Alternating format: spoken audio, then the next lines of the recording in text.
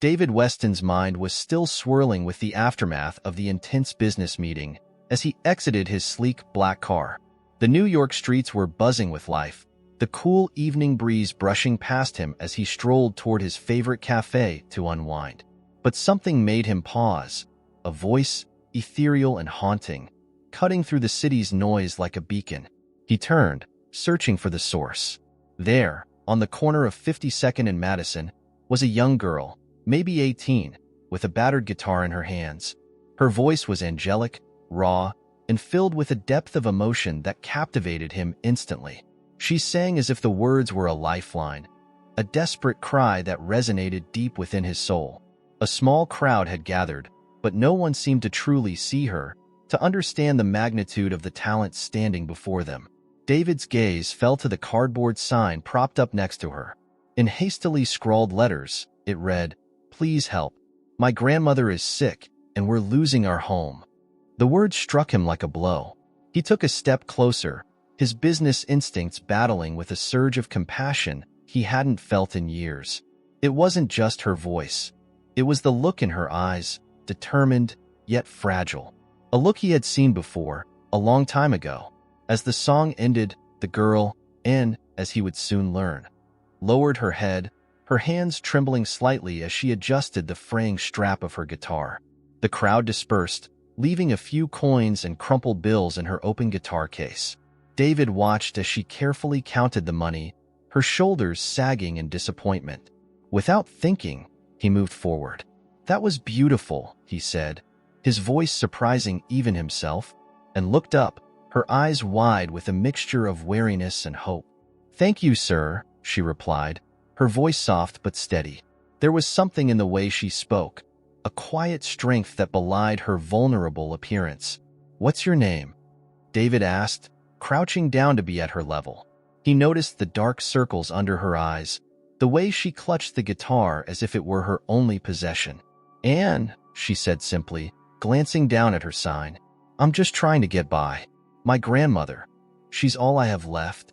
The sincerity in her voice tugged at something deep within him.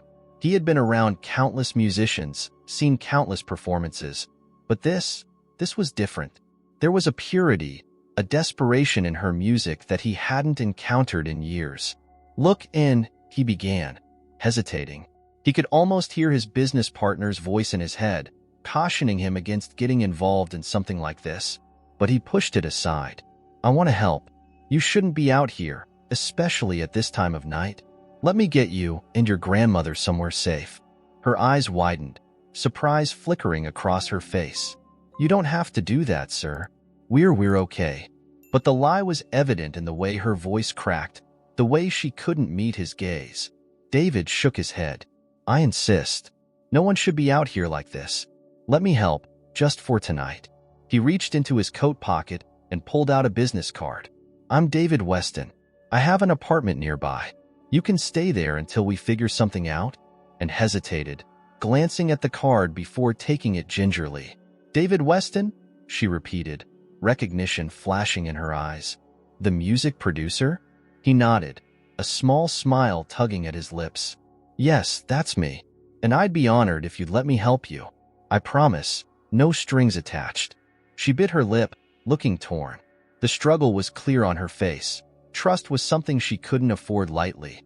But there was something in his demeanor, a genuine concern that made her want to believe him.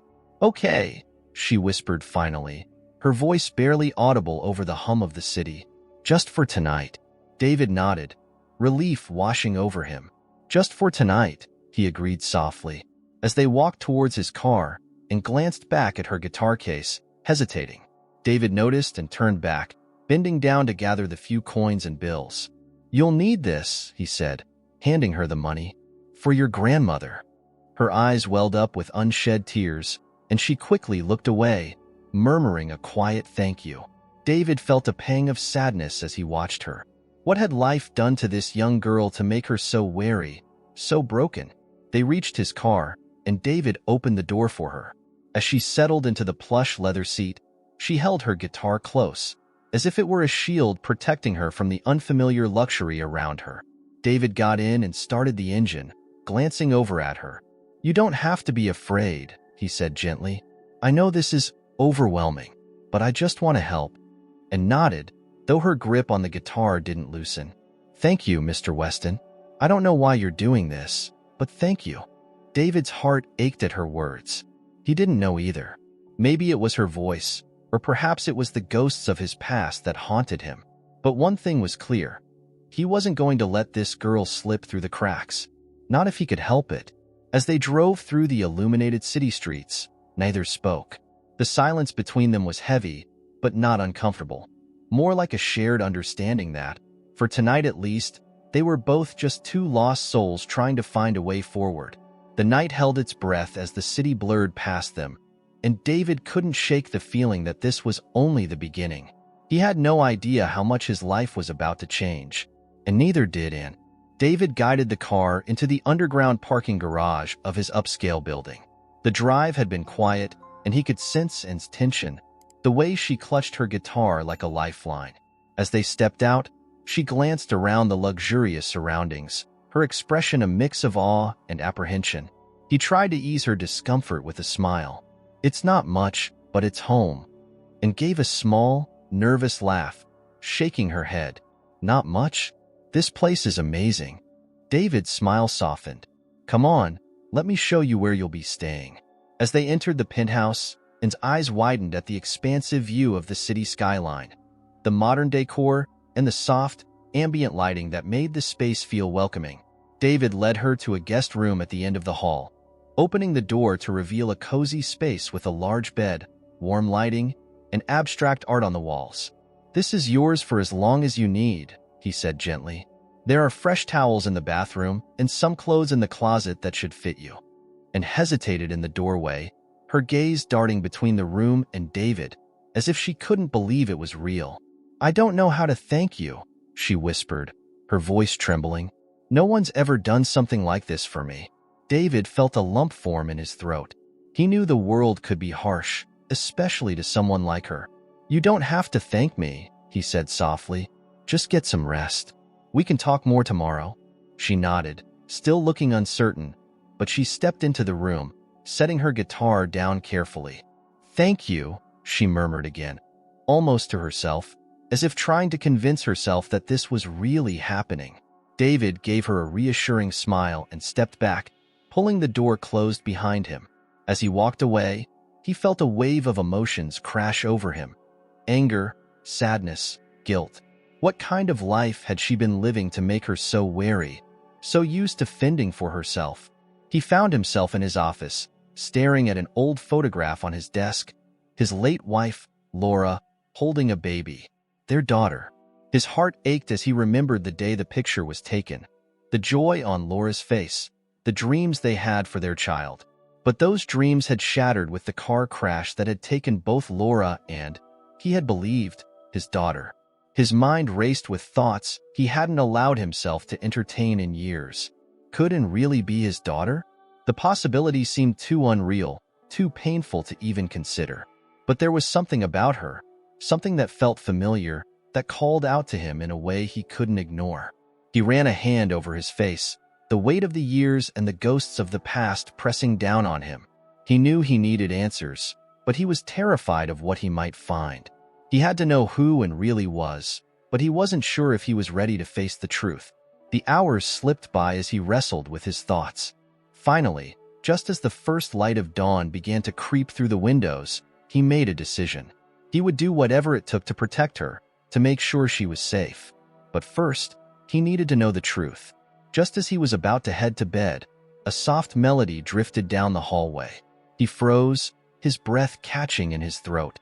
It was the same song Anne had sung on the street, the lullaby he had written for his daughter.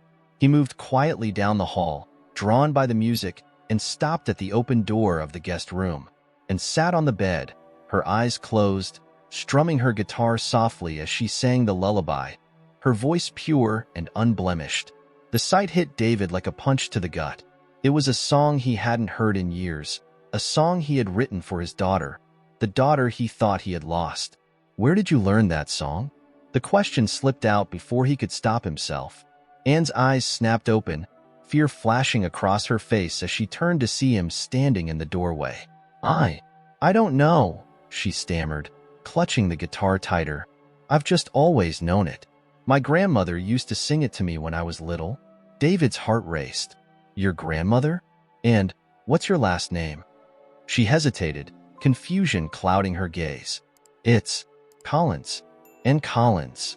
The name was like a key turning in a lock, releasing a flood of memories and emotions. Laura's maiden name had been Collins. He felt his legs nearly give out as he realized the truth he had been so afraid to face. This was his daughter. His daughter was alive. He stumbled back, gripping the doorframe for support, and jumped up, alarmed, setting the guitar aside as she reached out. Are you okay? She asked, her voice trembling. David forced himself to breathe, to focus. He couldn't break down now, not when she was standing right in front of him. And, I think I'm your father, he whispered, his voice cracking. She stared at him, her face pale, eyes wide. What? No, that's not possible. My father died before I was born. He shook his head, feeling tears prick at his eyes. No, Anne, that's not true. I thought you died with your mother in an accident 10 years ago. Her breath hitched, confusion giving way to anger and fear. No, you're wrong. My mother and grandmother raised me. My father, he was never in the picture. David took a step closer, desperation in his voice. Please, Anne, there's so much you don't know. No, she shouted, backing away. This is crazy. You're not my father. You can't be. Her reaction cut through him like a knife. He reached out, his hand trembling. I know it's a lot to take in, but I swear, I'm telling the truth. Please, just let me explain. But she shook her head furiously, tears streaming down her face. I don't know you.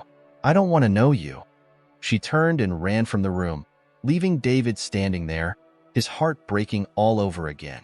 He had found his daughter, but she was slipping through his fingers before he even had the chance to hold her. As he stood there, the sound of her sobs echoing down the hall, he vowed that he wouldn't let her go. No matter what it took, he would prove to her who he was, and he would make up for all the lost years. He had lost her once. He wasn't going to lose her again. David barely slept that night, his mind a whirlwind of emotions and unanswered questions. As the first light of dawn filtered through the windows, he made himself a promise. He would find a way to reach Anne, to prove to her that he was telling the truth. After a restless morning, he decided to take the first step. He reached for his phone and dialed a number he hadn't used in years, a number that connected him to his former business partner and lifelong friend, Michael Turner. If anyone could help him dig into Anne's past and confirm what he already knew in his heart, it was Michael. David. Michael's voice was groggy and confused. Is that you? Yeah, it's me, David replied, trying to keep his voice steady. I need a favor, Michael. It's urgent. There was a pause on the other end, and then Michael's voice sharpened, alert now. What's going on? David hesitated, then took a deep breath. I think I've found my daughter. Silence filled the line for a long moment. When Michael spoke again, his voice was careful, measured. David, we've been through this before. You know the investigations led nowhere. I don't want to see you go through that pain again. I know what you're thinking, but this time it's different, David said, his voice urgent. I met her. She's real, Michael, and I'm almost certain she's my daughter, but I need to be sure. Michael sighed, the sound of papers rustling on the other end. All right, I'll see what I can do. Give me everything you know, and I'll start looking into it. David relayed what little information he had. Anne's full name, her grandmother's details, anything that could help piece together her past. When he hung up, he felt a flicker of hope. It wasn't much, but it was a start. Determined to give in some space, he decided to step out for a while, leaving a note on the kitchen counter. I'm out for a bit. Take your time. We can talk when you're ready. When he returned later that afternoon, he found her in the living room, sitting stiffly on the edge of the couch. She looked up as he entered, her expression guarded. Hey, he said softly, keeping his distance. I didn't want to overwhelm you. I just needed to clear my head. And nodded, but she didn't relax. I've been thinking about what you said last night. Her voice was steady, but he could hear the tremor underneath. I don't know if I believe you. But I need to know the truth. I need to understand what's going on. David felt his heart lift with cautious hope. I'll do whatever it takes to show you I'm telling the truth, he promised. We can talk to your grandmother, get answers, whatever you need. And glanced away, her fingers twisting in her lap. I called her this morning. She's on her way here now. David's breath caught. This was his chance, their chance, to finally uncover what had happened all those years ago. All right, he said, keeping his voice calm. We'll figure this out together. They waited in tense silence, the minutes dragging by until the doorbell rang. David's heart pounded as he opened the door to reveal an older woman with silver hair and tired eyes, Mrs. Collins. She looked at him with a mixture of wariness and resentment before turning her gaze to Anne. Grandma, and said softly, stepping forward, I need you to tell me the truth. About everything. Mrs. Collins sighed, her shoulders slumping as if the weight of the years had finally caught up with her. She glanced at David again, her eyes narrowing. What did you tell her? She asked sharply. I told her what I know, David replied, his voice firm. That she's my daughter. That I thought she died with her mother. Mrs. Collins shook her head, her eyes filled with a mix of fear and anger. You don't understand, David. You never did. Laura was trying to protect her, to protect you both. There were people, dangerous people, who would have stopped at nothing to find her.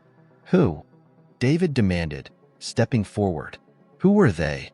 The older woman's face tightened, and she glanced at Anne, her eyes softening. Your mother found out things she shouldn't have, about her family, about people who were involved in terrible things. She tried to leave, to take you and start over, but they wouldn't let her.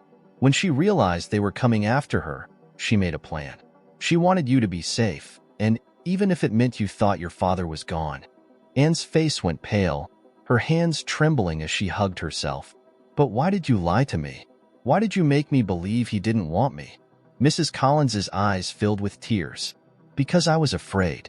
I thought if you knew the truth, you would go looking for him, and that would have put you in danger. I did what I thought was best, but I see now that I was wrong. I just wanted to keep you safe. David felt his heart breaking as he watched and struggled to process everything. He took a step closer, his voice gentle. I swear to you, and if I had known you were alive, I would have moved heaven and earth to find you. And looked at him, her eyes filled with confusion and pain. I don't know what to believe, she whispered. All these years, I thought I was alone. I know, David said softly, his voice thick with emotion. But you're not alone anymore. I'm here, and I'm not going anywhere. For a long moment, the room was silent, the weight of the past pressing down on all of them. Then Anne took a deep breath, lifting her chin. I need to know everything, she said, her voice steady. I need to understand what happened to my mother, why she was so scared. Mrs. Collins nodded slowly, resignation in her eyes. All right, but it's a long story, and it's not one I ever wanted you to hear. David and Anne sat down on the couch, bracing themselves as the older woman began to speak, her voice soft and filled with pain. Your mother, Laura, grew up in a world you can't imagine, Mrs. Collins began. Her family was involved in all sorts of illegal activities, money laundering, fraud, things that could ruin lives. When she was young, she tried to break free, but they pulled her back in. When she met your father, she saw a chance to start over, to build a life away from them. But they weren't going to let her go that easily. David's heart ached as he listened, the pieces of the puzzle falling into place. Laura had been trying to protect them, to escape a life of danger and deceit. And she had paid the ultimate price for it. When you were born, she thought she could keep you safe. But then she found out something so dangerous that she knew she had to run. Mrs. Collins continued, her voice trembling. She never told me what it was, only that if they knew she had it, they would stop at nothing to find her. That's when she made the plan, the one that would keep you hidden. Anne's eyes were wide, her face pale. What was it? What did she have? Mrs. Collins shook her head. I don't know. All I know is that after the accident, I had to make sure you stayed hidden. I took you and ran, made everyone believe you both were gone. It was the only way to keep you safe. David's heart pounded as he looked at Anne, her expression a mix of shock and determination. "Whatever it was, we need to find out," he said, his voice firm. "If there's something out there that could help us understand what happened to your mother, we need to find it." Mrs. Collins hesitated, then nodded slowly. "There's a storage unit. Laura rented it just before the accident. I never went there. I was too afraid. But it might have something, some clue." David stood, his heart racing. "We'll go tomorrow. We'll find out what she was hiding, and we'll finally get some answers." And looked up at him, her eyes filled with a fierce determination. "I'm coming with you. I need to know the truth." David nodded, his heart swelling with pride. She was strong, so much stronger than he could have ever imagined. "We'll do this together." As they made their plans, a sense of hope began to build in David's chest. For the first time in years, he felt like he was on the right path, like he was finally taking steps to set things right. But as he looked at Anne, the pain and confusion still etched on her face, he knew they were only at the beginning. The road ahead was long, and the dangers they faced were real. But no matter what, he would protect her. He would keep her safe. Because no matter what they found in that storage unit, they were in this together. And together, they would face whatever came next. The next morning, David woke up with a sense of urgency he hadn't felt in years. After a quick breakfast, he and Anne prepared to head to the storage unit Mrs. Collins had mentioned. There was a tense silence between them as they drove through the city, each lost in their thoughts. The previous night's revelations had left them both reeling, and the reality of their situation was beginning to sink in. David stole a glance at Anne. She sat quietly beside him, her gaze fixed out the window, her face pale but resolute. He wished he could take away her pain, her confusion, but he knew the only way forward was to confront the truth, no matter how painful it might be. When they arrived at the storage facility, a nondescript building on the outskirts of town, David's heart pounded with a mixture of anticipation and dread. He led the way to the unit, his hands shaking slightly as he unlocked the door. The air inside was stale, the faint scent of dust and old cardboard lingering in the small space. The unit was packed with boxes, some labeled with vague descriptions like books or clothes. But in the center was a single metal filing cabinet, its drawers closed and locked. "This has to be it," David murmured, moving to the cabinet. He tried one of the drawers, but it wouldn't budge. "It's locked," and reached into her bag and pulled out a small key. "Grandma gave me this," she said quietly. "She said it was for the cabinet."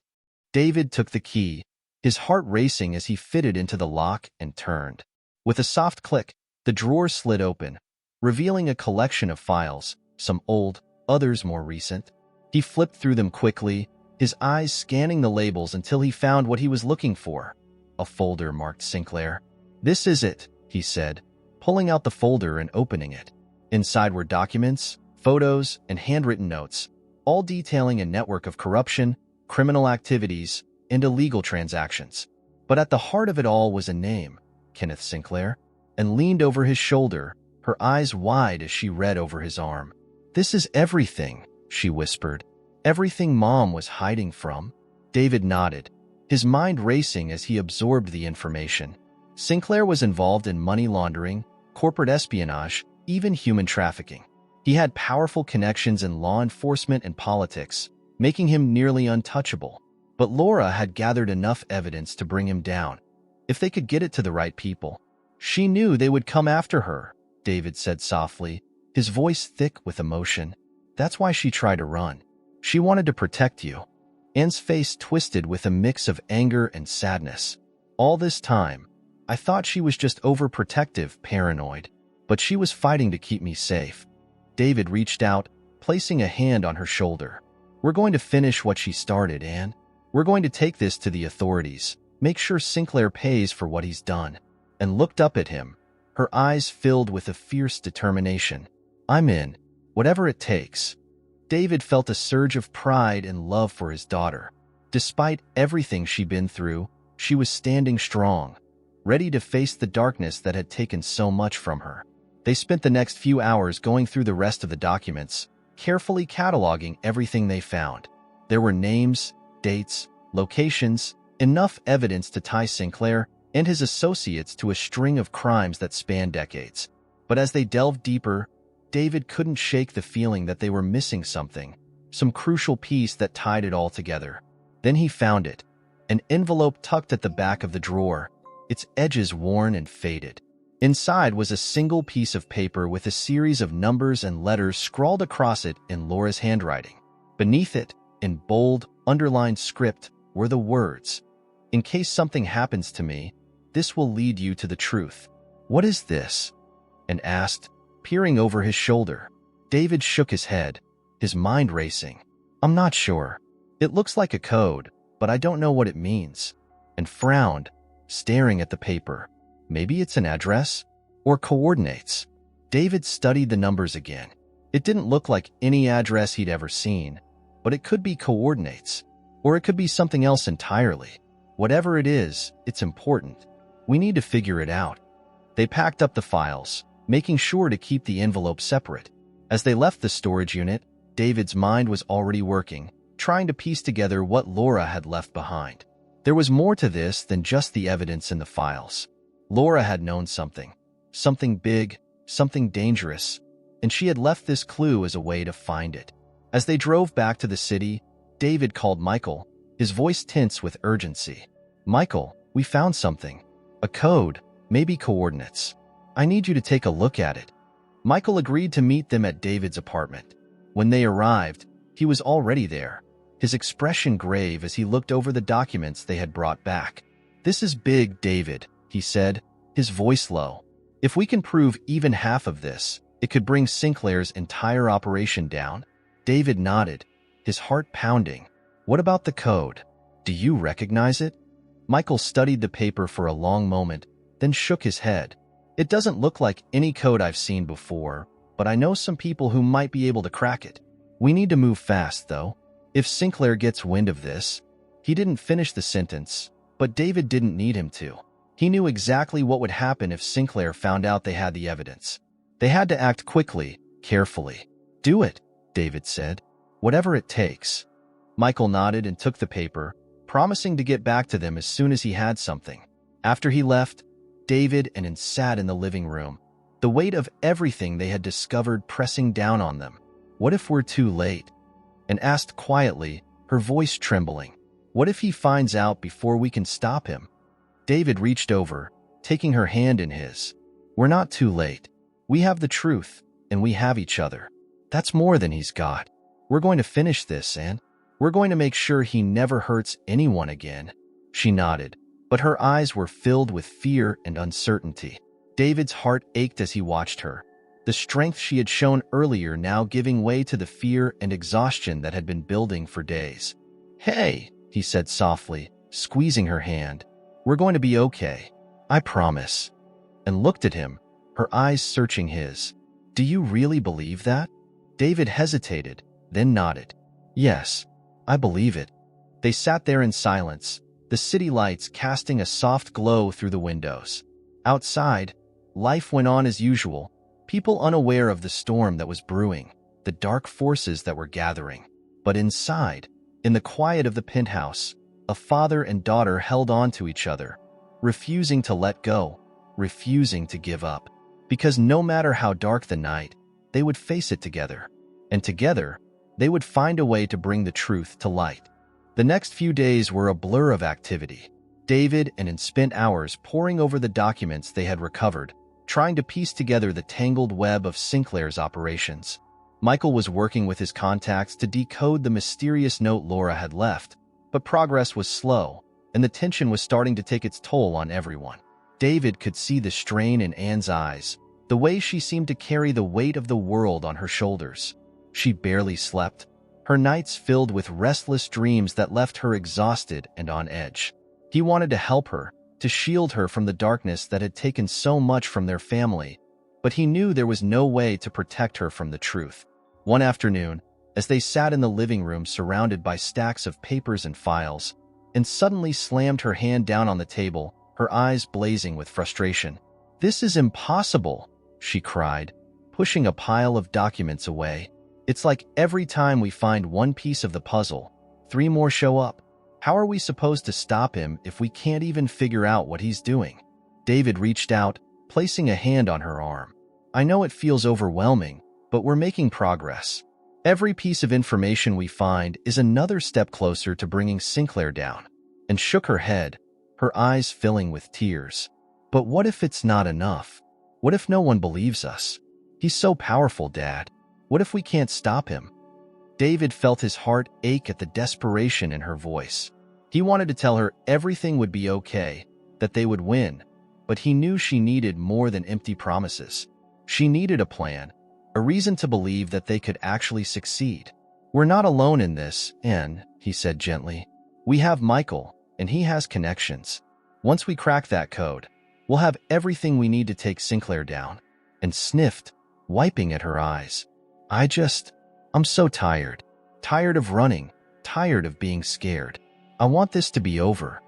David pulled her into a hug, holding her close. I know, and it will be. We just have to keep going a little longer. They stayed like that for a long time, drawing strength from each other. David knew that this was their chance, perhaps their only chance, to put an end to the nightmare that had haunted their family for so long. But he also knew they were running out of time. Later that evening, as they were sorting through yet another stack of papers, Michael called. David's heart leapt as he answered, his voice tight with anticipation. Tell me you have something. I do, Michael replied, his voice grim. It's a set of coordinates, David. They lead to an address in upstate New York, a private estate owned by a shell company linked to Sinclair. It's heavily guarded, but if there's anything Laura was trying to hide from him, it's probably there. David's mind raced. A private estate, hidden away in the middle of nowhere. It was exactly the kind of place Sinclair would use to keep his secrets. Do you think we can get in? It won't be easy, Michael admitted, but I've got a contact who can get us access to the security systems. It's risky, though. If Sinclair finds out we're coming, he won't, David said firmly. We'll be careful. Michael hesitated, then sighed. All right, I'll set it up. But David, be careful. This isn't just some corporate takedown. These people are dangerous. I know, David said, his voice steady. We'll be ready. He hung up and turned to Anne, who was watching him with a mixture of fear and determination. We have a lead, he said, his voice filled with a cautious hope. A place where Sinclair might be keeping whatever it was your mother found. Anne's eyes widened. You mean, like evidence? Proof of what he's done? David nodded. It's possible. Whatever it is, Laura thought it was important enough to hide it from him. We're going to find it. A flicker of hope crossed Anne's face, but it was quickly replaced by worry. What if it's a trap? What if he's waiting for us? We'll be careful, David promised. We'll take every precaution. But this is our best shot, and we can't pass it up. She took a deep breath, then nodded, her jaw set with determination. I'm coming with you. David felt a surge of pride and fear at her words. He wanted to protect her, to keep her away from the danger they were about to face, but he knew better than to argue. She was as much a part of this as he was, and she deserved to see it through. Okay, he said softly, we'll do this together. They spent the next few hours preparing, going over the layout of the estate and the security measures Michael had provided. David knew it was a long shot, but they had to try. If they could find whatever Laura had hidden, it could be the key to bringing Sinclair down for good. The drive to the estate was tense and silent. The dark, winding road seemed to close in around them, the shadows of the trees stretching out like grasping fingers. David's mind was a whirl of plans and contingencies, each one more desperate than the last. When they finally arrived at the edge of the property, they parked the car a safe distance away and made their way through the woods on foot. The estate loomed ahead of them, a dark silhouette against the night sky. David's heart pounded as they crouched in the underbrush, scanning the perimeter for any signs of movement. There, Anne whispered, pointing to a small building near the edge of the estate. That's where the security system is controlled, right? David nodded. We need to disable it before we go any further. If we can shut down the cameras, we'll have a clear path to the main house. They moved cautiously through the shadows, their breaths coming in short, tense bursts. David's mind was focused on the task ahead, his nerves strung tight. He knew they were taking a huge risk, but there was no turning back now. As they reached the security building, David pulled out the small device Michael had given him, a jammer designed to disrupt the estate's surveillance network. He activated it, watching as the lights on the control panel flickered and died. "We're in," he whispered, his voice tight with relief. "Let's go." They made their way to the main house, sticking to the shadows as they approached the back entrance. David's heart raced as he carefully picked the lock, the click of the tumblers sounding impossibly loud in the still night air. The door swung open, revealing a dimly lit hallway lined with ornate paintings and polished woodwork. David and Anne slipped inside, their footsteps silent on the plush carpet. David's mind raced as they moved deeper into the house, searching for any sign of whatever Laura had hidden. They found it in a small study on the second floor. Behind a bookshelf, David discovered a hidden safe, its door slightly ajar. Inside was a single, worn notebook, its pages filled with Laura's handwriting. David's hands shook as he pulled it out, his heart pounding in his chest. This was it, Laura's last message, her final attempt to protect her family. He flipped through the pages, his eyes scanning the cramped script. It was a detailed account of everything she had discovered about Sinclair. His crimes, his connections, the people he had bought and blackmailed. But there was more, something darker. "She found out about a shipment," David murmured, his voice hoarse with shock. "A shipment of people. Trafficking. She tried to stop it, but they found out. That's why they came after her." Anne's face was pale, her eyes wide with horror. She was trying to save them. That's why she ran. David nodded, his heart breaking as he imagined the fear and desperation Laura must have felt. She knew they would kill her if they found out. So she hid this, hoping someone would find it. He turned to the last page, his breath catching in his throat as he read the final, hastily scrawled words. "David, if you're reading this, it means they found me. Keep her safe. I love you." David closed the notebook, his hands trembling. Laura had known she was going to die, and she had left this final plea, this last act of defiance, to protect their daughter. "We have to go," he said, his voice tight with emotion. "We have to get this to Michael. It's everything we need." But as they turned to leave, the sound of footsteps echoed down the hall. David's heart stopped as he saw a shadow move outside the door. "Dad!" Anne whispered, fear tightening her voice. David grabbed her hand, pulling her towards the back of the study. "There's a window. We can get out that way." They moved quickly, their breaths coming in short, sharp gasps as they climbed out the window and onto the roof. Below them, the estate was alive with movement. Guards swarming the grounds, their flashlights cutting through the darkness. "We need to get to the car," David whispered, his mind racing. "If we can make it back to the woods, we can lose them." But as they made their way along the roof, a voice called out behind them. "Stop right there." David turned, his heart pounding as he saw a man step out of the shadows, a gun in his hand. It was one of Sinclair's men, his face twisted with anger. "Run, Anne," David shouted, shoving her towards the edge of the roof. "Go," and hesitated, her eyes wide with fear, but then she turned and scrambled down the drainpipe. David followed, his mind racing as he hit the ground and grabbed her hand, pulling her towards the tree-line. Behind them, the guards were shouting, their footsteps pounding on the gravel path. David's heart pounded as they sprinted through the woods, the dark shapes of the trees flashing past them. They ran until they could run no more, collapsing behind a fallen log, their chests heaving with exhaustion. David's mind raced, the weight of what they had found crashing down on him. "We did it," he panted, his voice filled with a mix of relief and fear. "We have what we need. We can take him down." And nodded, her face pale but determined. "We have to get this to Michael. He'll know what to do." David glanced around, his eyes scanning the darkness for any sign of pursuit. "We need to keep moving. We're not safe yet." They stumbled to their feet, their legs shaking with exhaustion as they made their way back to the car. As they drove away, David's mind was already working, planning their next move. They had the evidence, but now they had to survive long enough to use it. Sinclair wouldn't let them go easily, and David knew they were about to face their greatest challenge yet. But no matter what happened, He would protect his daughter. He would honor Laura's last wish, and he would make sure that Sinclair paid for everything he had done. Because this was more than just a fight for justice. It was a fight for their family, for the future they had lost. And David Weston wasn't going to lose again. As they sped away from Sinclair's estate, David's hands gripped the steering wheel tightly, his mind racing through their next steps. The notebook sat on the seat between them, Laura's final message like a ticking time bomb waiting to explode. They had the proof they needed, but now the real battle began. Getting it to the right people without getting themselves killed in the process. And was silent beside him, her gaze fixed on the dark road ahead.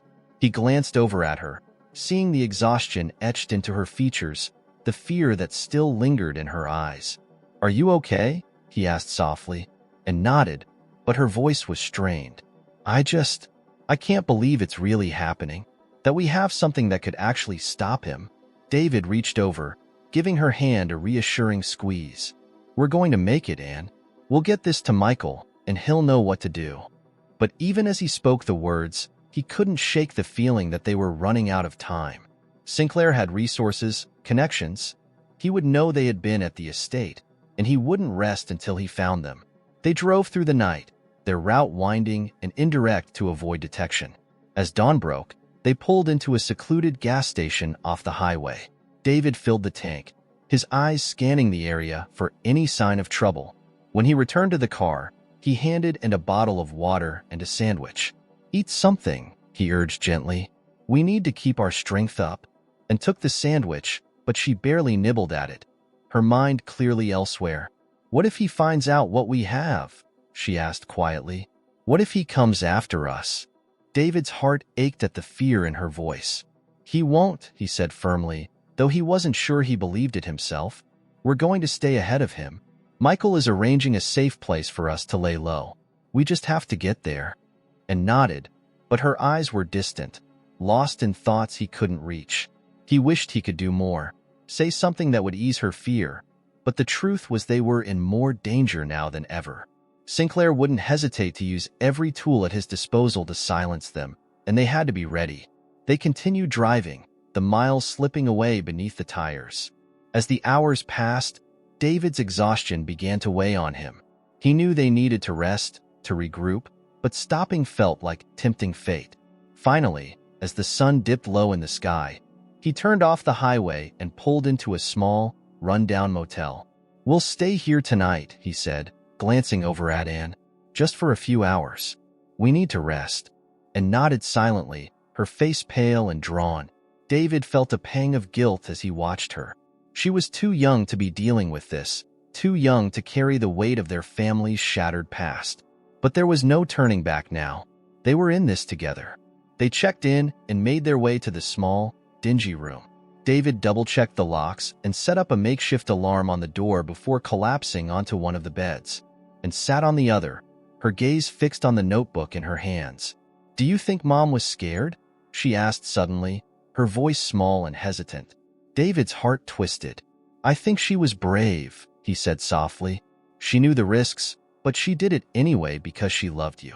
She wanted to protect you." And nodded, her eyes filling with tears. "I miss her so much. I wish I could talk to her, ask her why she did it, why she didn't tell me the truth." David sat up, his voice gentle. "She did what she thought was best.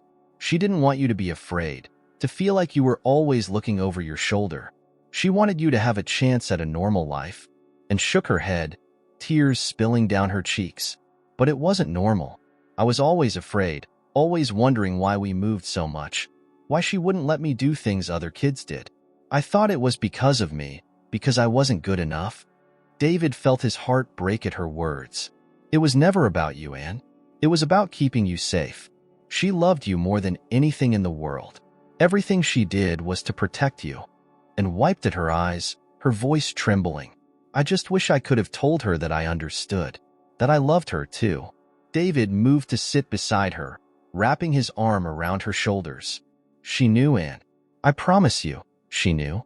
They sat there for a long time, the quiet of the room wrapping around them like a blanket. For the first time in days, David felt a sense of peace, a fragile hope that maybe, just maybe, they would get through this. But that peace was shattered when his phone buzzed on the bedside table. He picked it up, his heart sinking as he saw Michael's name on the screen. "David, where are you?" Michael's voice was tense, urgent. "We're at a motel off the highway, about an hour from the city," David replied, his stomach churning with dread. "Why? What's going on?" "There's been a leak," Michael said, his voice tight. "Sinclair knows you have the notebook. He's put out a hit on you and Anne. You need to get out of there now." David's blood ran cold. How did he find out? "I don't know," Michael said, his voice strained. "But it doesn't matter. You need to move, David. Go somewhere safe. I'll contact you when I have more information." David hung up, his mind racing. He turned to Anne, who was watching him with wide, frightened eyes. "We have to go," he said, his voice steady despite the panic clawing at his chest. "Now," and nodded, grabbing her bag. They left the motel quickly, their footsteps echoing in the still night air. David's heart pounded as they got into the car and sped away, his mind working furiously to figure out their next move. They drove in silence, the tension between them like a coiled spring. David knew they were running out of options, that they couldn't keep running forever. They needed a plan, and they needed one fast. As they drove, an idea began to form in his mind. Dangerous, desperate, but maybe their only chance. He glanced over at Anne, his voice low and serious. "We need to take this fight to him," he said, his words coming out in a rush. "We have the evidence, but it's not enough to just hand it over to the authorities. Sinclair has too many people in his pocket. We need to expose him in a way that he can't control." And frowned, her eyes narrowing. "What do you mean?" David took a deep breath, his heart pounding. "We need to go public. Get the story out to the media, make it so big that he can't cover it up. If we can do that, he won't be able to touch us." Anne's eyes widened. "You mean like a press conference?" "Something like that," David said, his mind racing. "We'll need proof, people who can back up what we're saying. But if we can get it out there, make it impossible for him to silence us." And nodded slowly, the fear in her eyes giving way to determination. "Okay, let's do it." David felt a surge of pride as he looked at her. She was so strong, so brave. He knew they were taking a huge risk, but it was their best shot. They drove through the night, making their way back to the city. David's mind was a whirlwind of plans and possibilities, each more dangerous than the last. But he knew they were running out of time. When they finally reached Michael's office, he was waiting for them, his face drawn and tired. He ushered them inside, his voice low and urgent. "We don't have much time," he said, glancing nervously at the door. "I've contacted a few people in the media, people I trust. They're willing to help, but we need to move fast." David nodded, his heart pounding. "What do we need to do?" Michael handed him a folder, his expression grim. "This is everything we have on Sinclair, every crime, every connection. We need to put it all out there, make it impossible for him to deny." David took the folder, his hands shaking. This was it, their chance to finally bring Sinclair down. But as he looked at the papers, the weight of what they were about to do crashed down on him. "You're sure this will work?" he asked, his voice tight. "It has to," Michael said quietly. "It's the only way." They spent the next few hours preparing, going over every detail of their plan. David knew they were taking a huge risk, but it was the only way to stop Sinclair for good. When everything was ready, they made their way to the studio where the press conference would be held. The air was thick with tension, the room filled with reporters and cameras, all waiting for the story that would change everything. David stood at the podium, his heart pounding as he looked out at the sea of faces. This was it, the moment that would decide everything. He took a deep breath, his voice steady as he began to speak.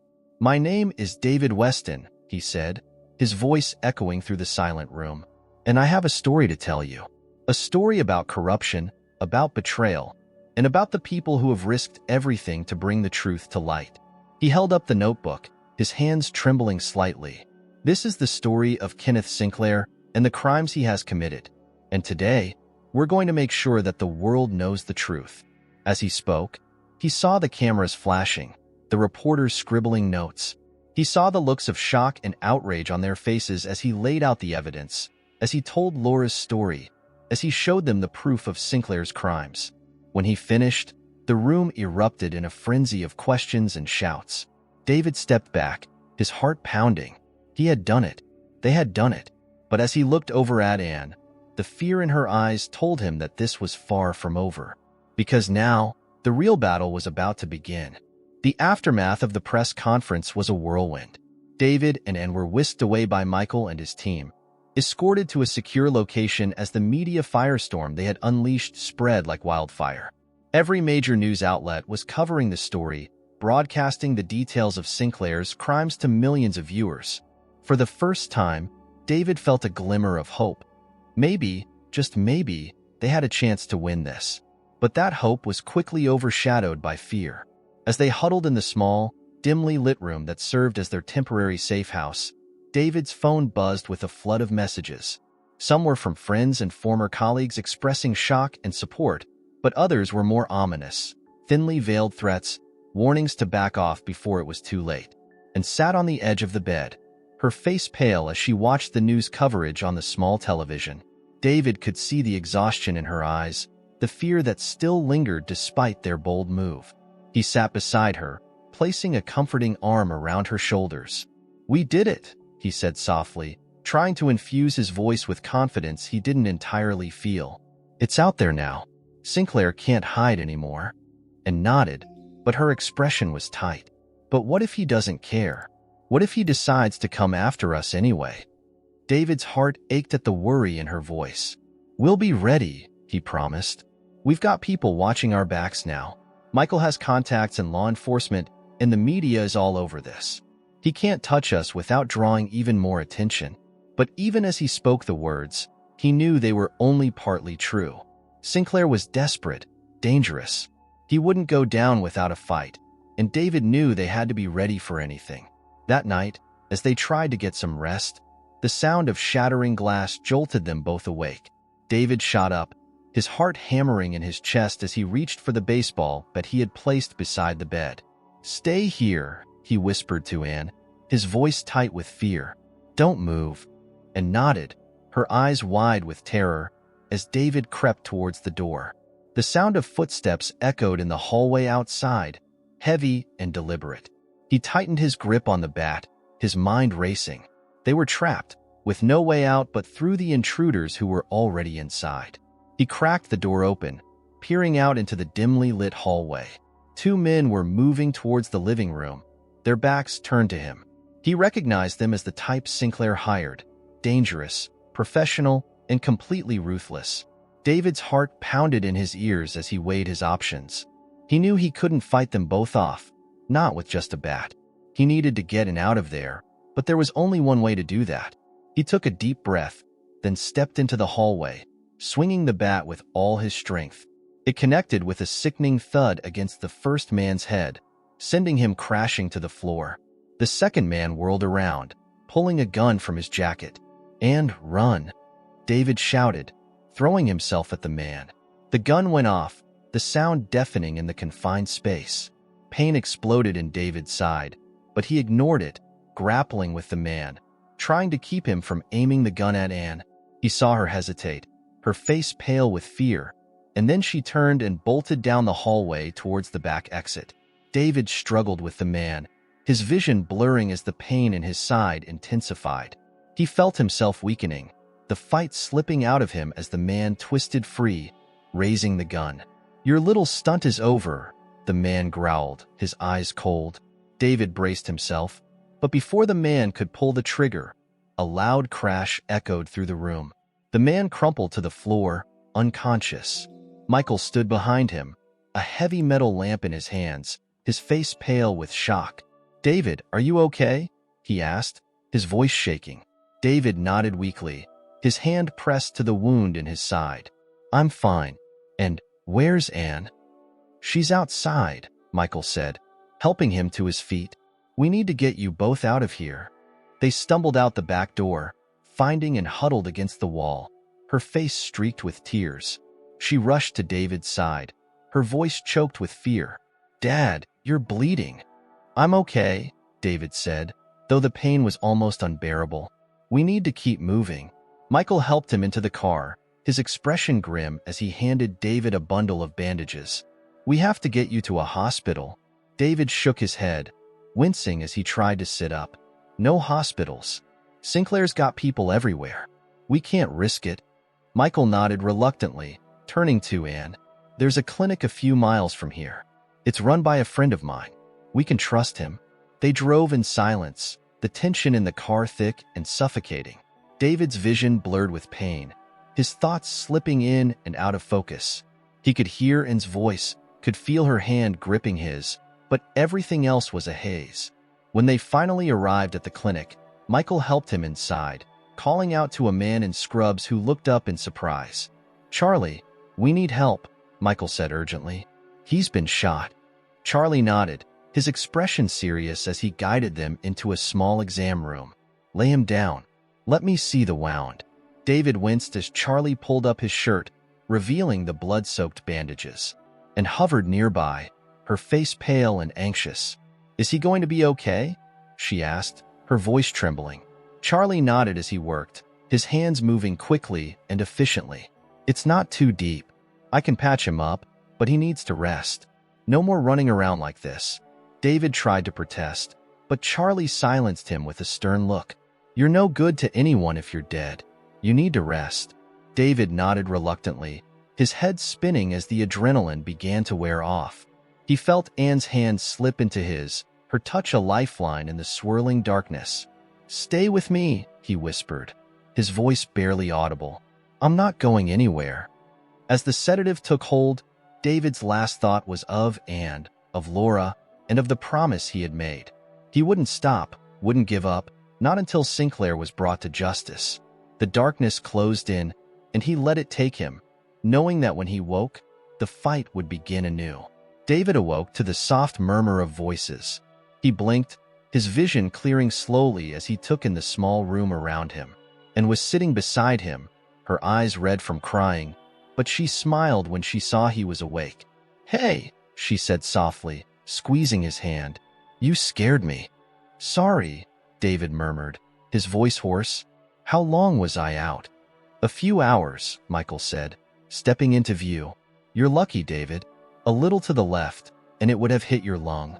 David nodded, trying to sit up, but the pain in his side flared, and he sank back onto the bed with a groan. "What's the situation?" "Sinclair's people are looking for you," Michael said grimly. The press conference rattled him, but he's not done. He's going to fight this every step of the way. David closed his eyes, frustration boiling inside him. "We need to keep the pressure on. We have to make sure the story stays in the headlines." Michael nodded. "I've got people working on that. But you need to rest, David. Let us handle this for now." David wanted to argue, but he knew Michael was right. He needed to be at full strength if they were going to finish this. He looked at Anne, her face pale but determined. "I'm proud of you," he said softly. "You've been so strong through all of this." Anne's eyes filled with tears, but she nodded, her voice steady. "We're going to finish this, Dad. Together." David smiled, a surge of love and pride filling his chest. They were in this together, and he knew they would see it through, no matter what it took. David's recovery was slow, but his resolve only grew stronger. Every day he spent in the small clinic, he and Anne stayed updated on the fallout from the press conference. Sinclair was on the defensive, his lawyers scrambling to issue denials and counterclaims, but the evidence was damning. The media buzz was relentless, and public outrage was building. It felt like the tide was finally turning in their favor. But David knew better than to underestimate Sinclair. Desperation made men dangerous, and Sinclair was more dangerous than ever. After 3 days, David was ready to get back in the fight. He insisted on leaving the clinic, despite Charlie's protests. With Michael's help, they moved to a new safe house, a small, nondescript apartment on the outskirts of the city. It was cramped and sparse, but it was secure, and for now, that was all that mattered. And had been spending her days reaching out to the victims and families impacted by Sinclair's operations, gathering statements and testimonials. She had found a new sense of purpose, a fire that burned brighter with each story she heard. David watched her with a mixture of pride and heartbreak. She was so strong, so determined, but he hated that she had to bear this burden. One evening, as they sat together in the small living room, Michael arrived with a look of grim determination. "I've got something," he said, dropping a folder onto the coffee table. A lead on Sinclair's next move. David leaned forward, wincing as the pain in his side flared. "What is it?" Michael opened the folder, revealing a series of photographs and documents. "Sinclair's planning to disappear. He's got a private jet on standby at a small airfield outside the city. If he gets on that plane, we'll never see him again." Anne's eyes widened. "When?" "Tomorrow night," Michael replied. "We have a small window to stop him. If we miss it, he's gone." David's mind raced. If Sinclair fled the country, everything they had worked for would be for nothing. They had to stop him, but he knew it wouldn't be easy. "What's the security like?" he asked, his voice steady. "Tight," Michael admitted. "His men will be everywhere, and he's got contacts at the airfield. We'll need to move fast and quiet if we're going to get to him before he takes off." David nodded, his mind already formulating a plan. "We need to split up. Michael, you handle the airfield security. Make sure we have a clear path to the plane. And then I will get inside and confront Sinclair." Anne's eyes widened. "Dad, no. It's too dangerous. You're still hurt." "I'm fine," David said firmly, cutting her off. "This is our best chance to stop him. We can't let him get away." And hesitated, her face pale with fear. "But what if something happens? What if—" "Nothing's going to happen," David said gently, taking her hand. "We've come too far to let him win now. We're going to finish this together." And swallowed hard, then nodded, her eyes filled with determination. "Okay, let's do it." They spent the rest of the night preparing, going over the plan again and again until every detail was etched into their minds. Michael secured a van and the necessary equipment, and by dawn, they were ready. The drive to the airfield was tense and silent. David's heart pounded as he glanced over at Anne, her face set with grim determination. He wanted to tell her everything would be okay, that they would come out of this unscathed, but he couldn't bring himself to lie. They were walking into the lion's den, and he knew the odds were against them. When they arrived at the airfield, they parked the van a short distance away, using the cover of the surrounding trees to approach the perimeter. Michael checked in with his contact, then gave them the signal. "Security's down," he whispered. "You're clear to move in." David nodded, his heart racing as he turned to Anne. "Stay close to me, and whatever happens, don't stop. We get to Sinclair, and we end this." And nodded, her eyes fierce. "I'm ready." They slipped through the fence and made their way towards the hangar where Sinclair's plane was waiting. The air was thick with tension, every shadow seeming to hide a threat. David's mind raced as they crept closer, his senses on high alert. As they reached the hangar, David saw Sinclair's men standing guard at the entrance. He took a deep breath, then signaled to and to wait. He moved quickly, taking out the first guard with a swift strike to the head. The second turned, his eyes widening in surprise. But before he could react, David knocked him out cold and moved up beside him, her face pale but determined. "Let's go." They slipped inside the hangar, the massive plane looming ahead of them like a dark shadow. Sinclair was there, surrounded by a few of his top men, his face set in a mask of fury and fear. David felt a surge of satisfaction at the sight. He had never seen Sinclair look so rattled, so desperate. "This is it," David whispered to Anne. "We're going to finish this." They moved forward, their footsteps silent on the concrete floor.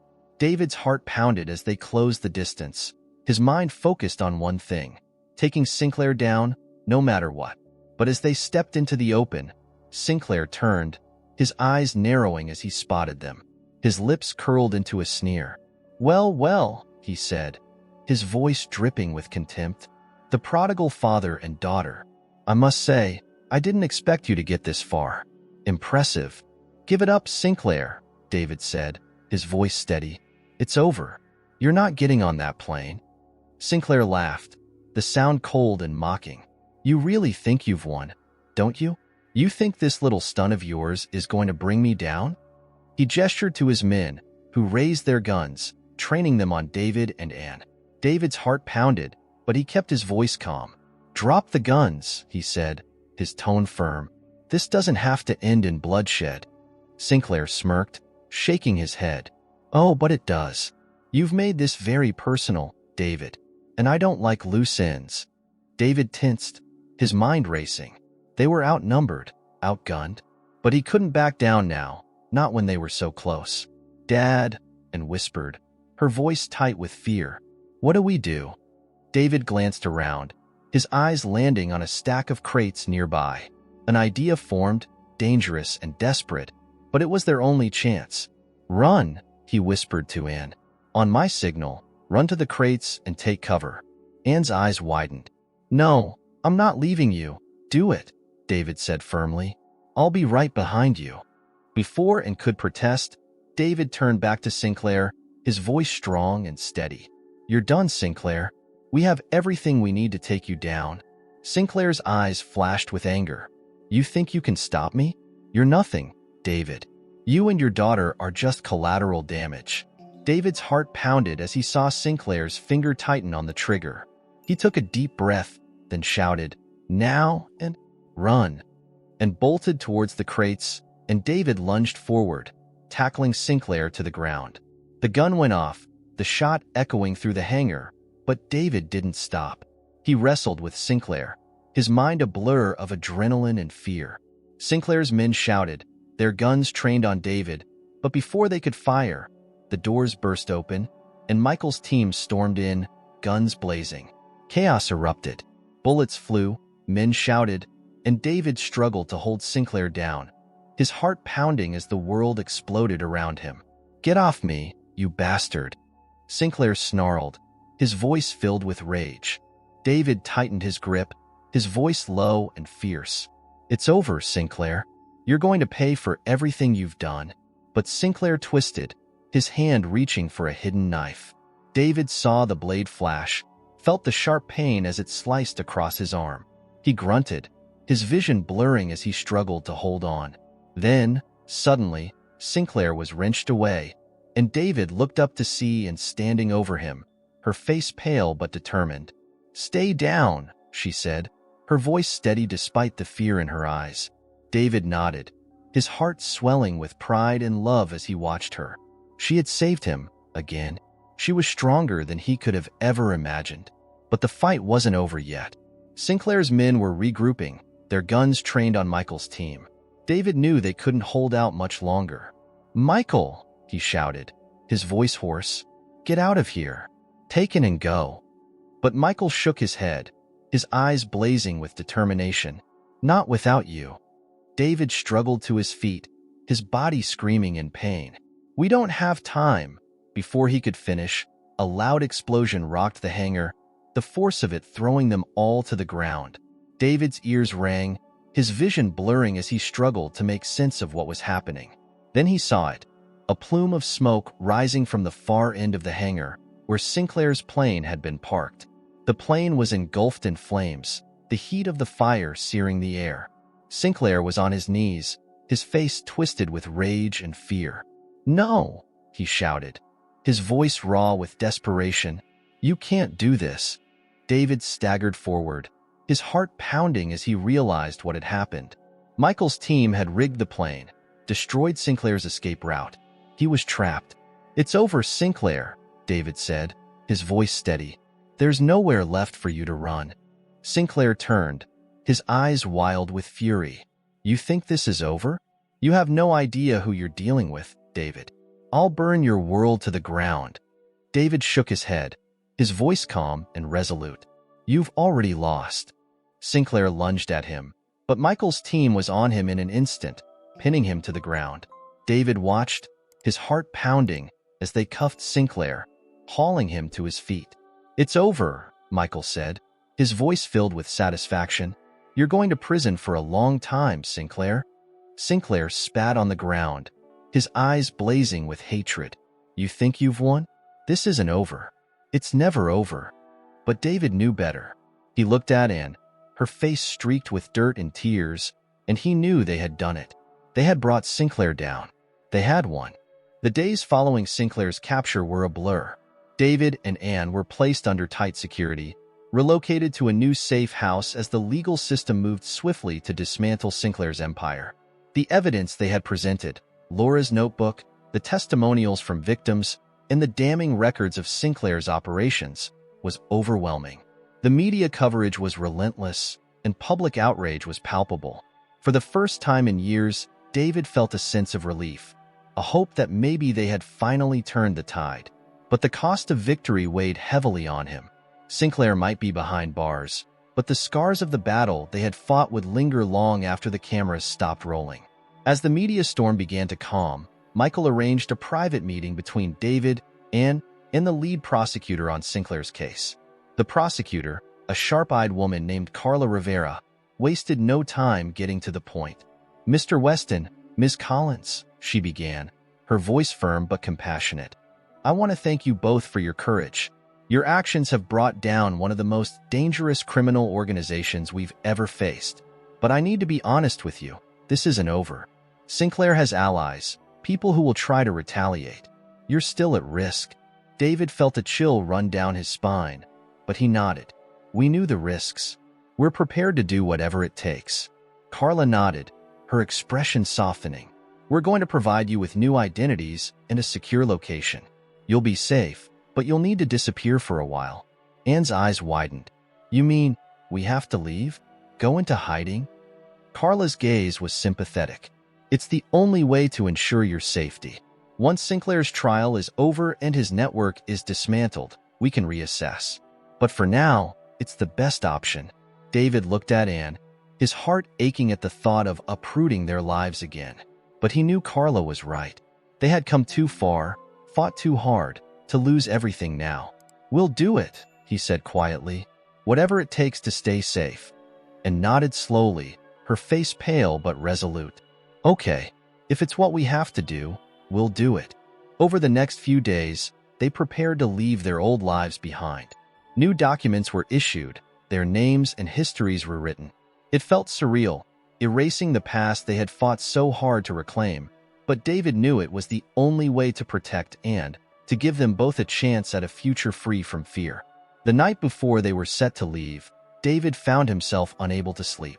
He wandered out to the small balcony of their safe house, the cool night air soothing against his skin. He stared out at the city lights, his mind a whirl of thoughts and emotions. So much had changed in such a short time.